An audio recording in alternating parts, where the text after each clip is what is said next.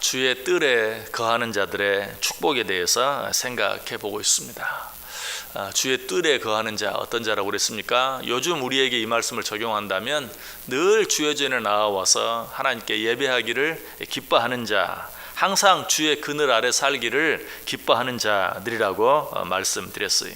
자, 이런 자들에게 어떤 복을 주신다고 말씀하셨습니까? 우리가 두 가지 복 생각해 보았죠. 첫 번째 복은 산을 세우시고 바다를 진정시키시는, 한마디로 전능하신 하나님께서 주의 뜰에 거하는 자들, 어떤 상황, 어떤 형편 가운데서든지 거기에 가장 적절하게 우리를 지켜주시고 보호해 주신다라고 말씀드렸어요. 또 한 가지, 두 번째 복은 뜨는 태양과 지는 태양을 통해 그것들 뒤에 있는 하나님의 손길을 느끼게 하신다. 아침과 저녁마다 날마다 그 하나님의 능력 안에서 하나님께서 베푸시는 그러한 기적들을 체험하게 하게 하신다. 무엇보다 아침과 저녁이 되는 것을 즐거워하게 하심으로 결국은 어떻게? 우리 평생을 즐겁고 기쁘게 해주신다. 아침이 되는 것을 기뻐하고 저녁이 되는 것을 즐거워하는 것, 결국은 어때요? 매일매일이 기쁘고 즐겁다는 것이죠. 그래서 하나님께서는 당신의 뜰에 거하는 자들을 아침이 되는 것과 저녁이 되는 것을 기뻐하고 즐거워하게 하심으로 평생을 기쁘고 즐겁게 해주신다라고 말씀드렸어요. 자, 그런데 이것도 주의 뜰에 거하는 자들의 받는 축복의 전부가 아니, 오늘 읽은 본문에 보면 주의 뜰에 거하는 자들에게 주어지는 축복, 또 한 가지 축복이 기록되어 있어요. 그것이 무엇입니까? 9절 말씀 보세요. 땅을 돌보사 물을 대어 심히 윤택하게 하시며 하나님의 강에 물이 가득하게 하시고 이같이 땅을 예비하신 후에 그들에게 곡식을 주시나이다. 맨 앞에 어떤 말씀이 나옵니까? 땅을 돌보아 주신다고 약속하고 있어요. 여기에서 땅은 무엇을 말할까요?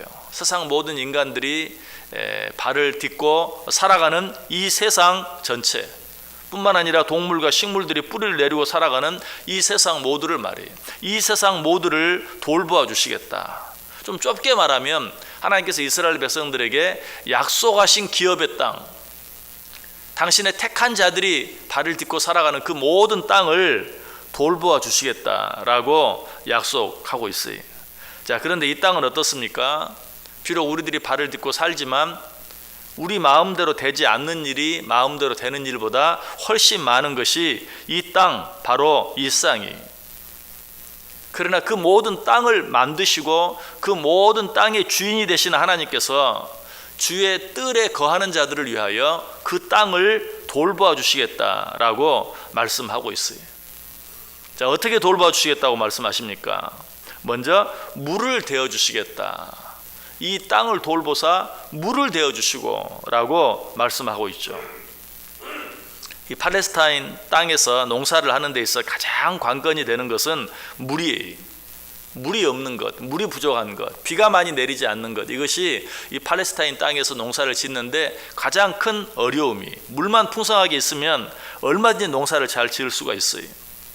그래서 성경이 강조하는 게 뭡니까? 이른 비, 늦은 비. 이 팔레스타인 땅에 있는 사람들, 거기서 농사를 짓는 사람들은 정말 하늘을 쳐다보면서 이른 비를 기다려요.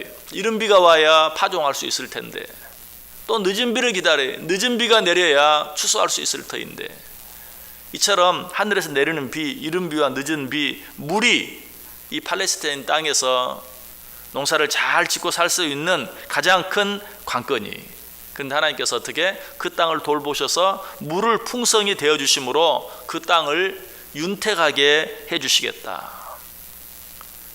정말 마르라서 바짝 이리저리 금이 간, 농사를 지어야 할 땅에서 먼지가 나는 그런 땅에 물을 대어서 그 땅이 윤택하게 해주시겠다. 자, 이런 하나님의 약속 안에는 보다 놀라운 뜻이 들어 있습니다. 여러분, 이스라엘 백성들은 원래 무엇을 하면서 먹고 사는 민족이었습니까? 양을 치면서 목축업을 하면서 사는 유목 민족이었어요. 그래서 그들은 늘 목초지가 풍성한 것을 따라서 이리저리 떠돌아다니는 방랑의 삶, 유랑의 삶을 살았죠. 그런데 이런 이스라엘 백성들에게 물이 풍성한 땅을 주시겠다. 이 말은 푸른 목초지를 따라서 이리저리 떠돌아다니는 유랑함에 사는 당신의 백성들을 한 곳에 정착하여 살게 해주시겠다. 땅에 물을 충분히 주어서 그 땅에서 그 땅을 윤택하게 만들고 그 땅에서 농사하게 만들므로 말미암아 이제 더 이상 이리저리 떠돌아다니지 아니하고 한 땅에서 정착하여 농사를 지으며 살 수 있게 해주시겠다 하는 그런 약속이. 자, 그런데 농사라는 것이 좋은 땅만 있으면 저절로 됩니까? 물만 풍성하면 저절로 농사가 잘 되는 것입니까? 그렇지 않죠.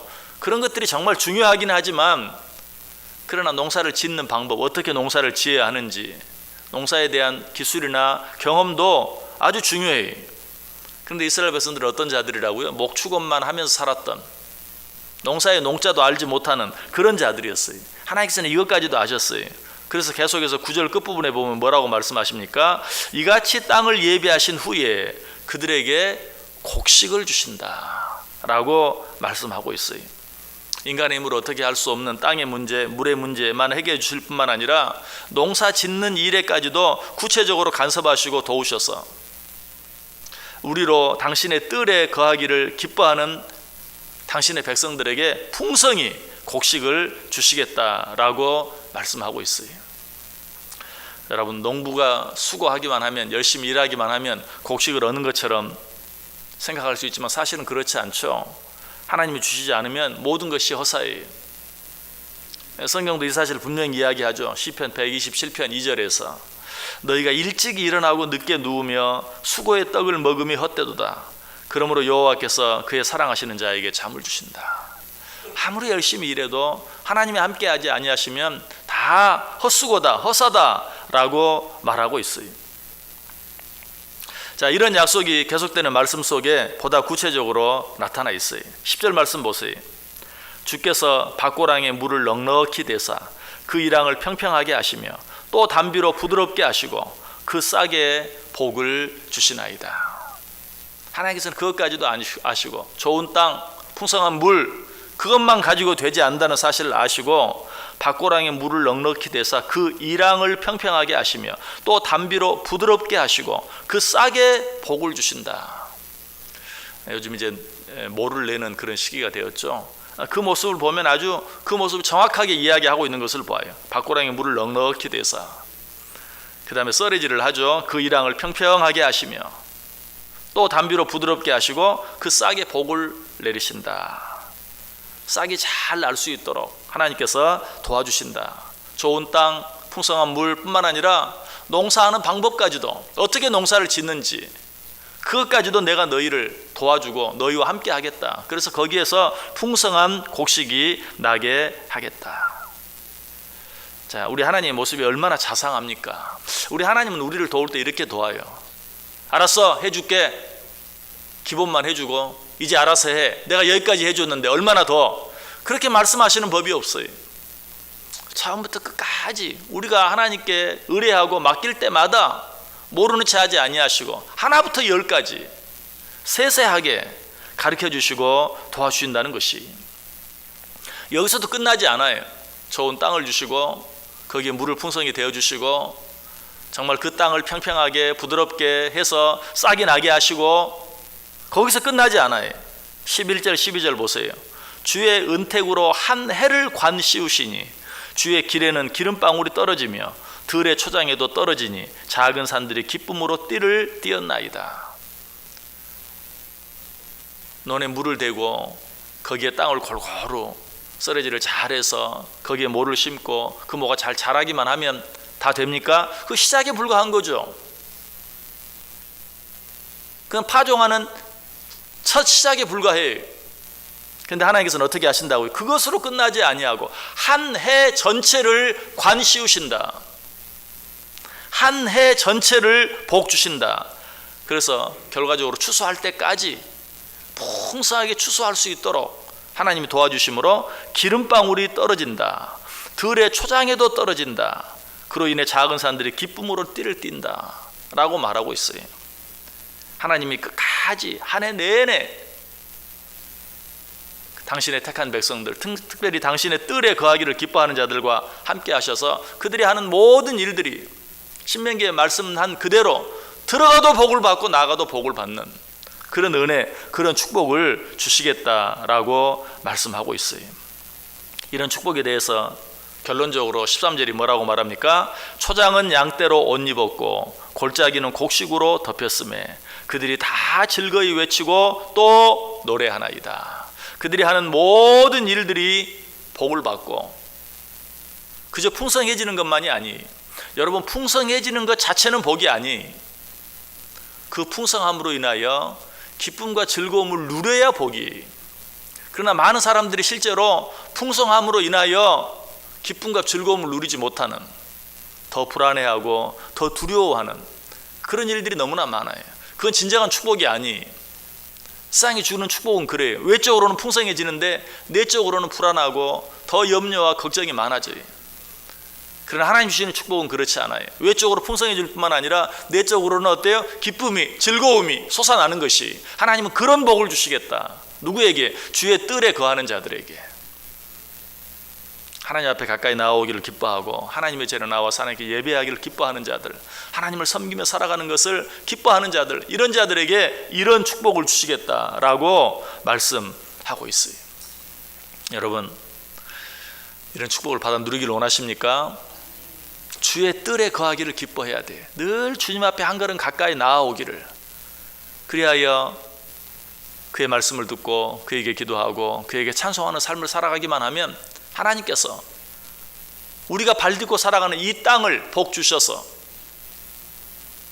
그 땅을 윤택하게 하실 뿐만 아니라 그 땅을 살아가는 데 필요한 물을 풍성하게 공급해 주시고 내 힘으로 감당하기 어려운 모든 일까지도 하나님께서 친히 대신해 주시면서까지 궁극적으로 이곳에도 저곳에도 기름이 뚝뚝 떨어지는, 여러 번 말씀드렸어요. 성경에서 기름은 정말 그 당시 가장 귀한 축복들, 인간들이 가장 가지고 누리며 살아가기를 원하는 것들을 상징한다고 그랬어요. 그것들을 이곳에도 뚝뚝 떨어지고 저곳에도 뚝뚝 떨어질 수 있도록, 들어가도 뚝뚝 떨어지고 나가도 뚝뚝 떨어질 수 있도록 하나님이 허락해 주시겠다라고 말씀하고 있어요. 이것은 인간의 노력으로 얻을 수 있는 것이 아니라고 그랬어요. 하나님이 허락해 주지 아니하면 그러한 것들을 얻을 수 없다고 그랬어요. 여러분, 이 하루, 이 이른 시간부터 저녁 늦게까지 내가 수고하고 애쓴다고 되어지는 것이 아니, 하나님께서 이 땅에 복을 주셔야, 하나님께서 이 땅을 윤택하게 하시고 하나님이 이 땅에 물을 주시고 하나님이 우리가 살아가는 이 한 해를 온전히 관 씌워 주시지 아니하시면 우리의 모든 노력은 수고가 될 수밖에 없어요. 또 내가 아무리 수고하고 있어 많은 것들을 얻었다 할지라도 하나님이 기쁨과 즐거움을 주지 아니하시면 그 모든 것은 헛수고예요. 오늘 하루 우리가 수고하고 애쓰는 모든 일에 하나님이 복 주시사 하루를 살아가는 동안뿐만 아니라 이 하루를 마쳤을 때, 아니 좀 더 길게는 우리의 인생 전체를 마쳤을 때 우리 안에 진정한 주님만이 주실 수 있는 기쁨과 즐거움이 넘쳐나는 이 하나님의 축복을 받아 누리며 살아갈 수 있게 되기를 주님의 이름으로 간절히 축원합니다. 기도하겠습니다. 하나님 감사합니다.